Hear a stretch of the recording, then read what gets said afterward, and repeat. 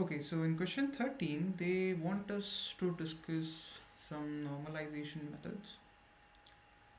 There are basically four normalization methods.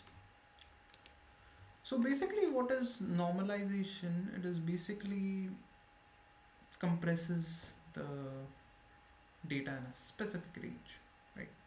So let's just say you have a data, a very huge data going from negative of billions to positive of billions. So plotting, applying operations on it, or visually seeing it is like very computational heavy, right? So what people do is that they just compress the data, normalize it, sets a specific range, right? So in this question we will discuss some very popular normalization techniques which are kind of easy too. So the first comes is the min-max normalization. What it says is that here is my data converted to from 0 to 1.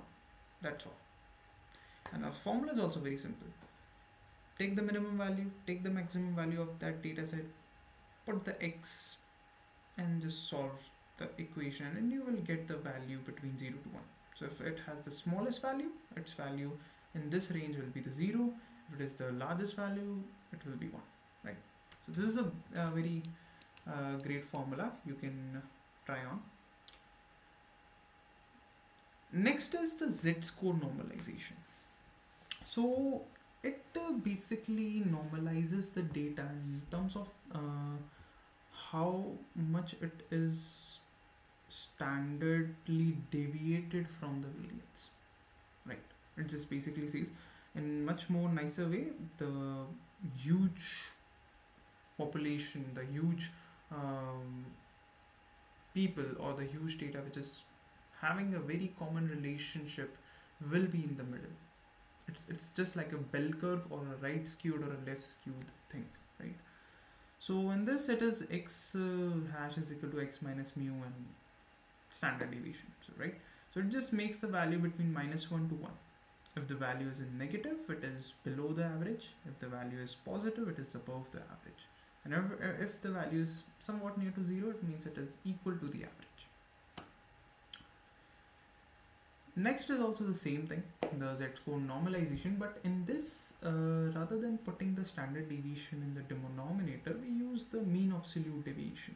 It just basically says summation, sum up all the values with a difference between with the mean, right? So sum up all the differences of the current values with the mean and divided by the n. You will get m and d.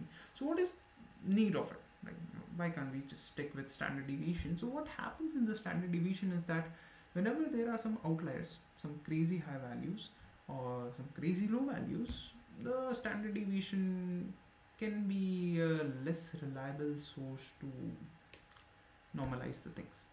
But the MAT, which is mean absolute deviation, is it's like immune to the outliers. So that's why we sometimes use this. Next one is kind of a rough scale thing which we probably use for like for roughly normalizing the data is the decimal scaling. So what it does is that it takes the biggest value, it sees how many like division of how many 10 to the power is required to put that value inside a 0 point something range, right? Or 1, let's just say. So if we take an example of a range from 200 to 1000, so here we need a 1000 value to just keep all the maximum, smallest to maximum values below the decimal, right? So here the 10 will be to the power of 3, right? And just converts that. So these were some of the very common normalization techniques which they've asked us to discuss inside this question. Thank you.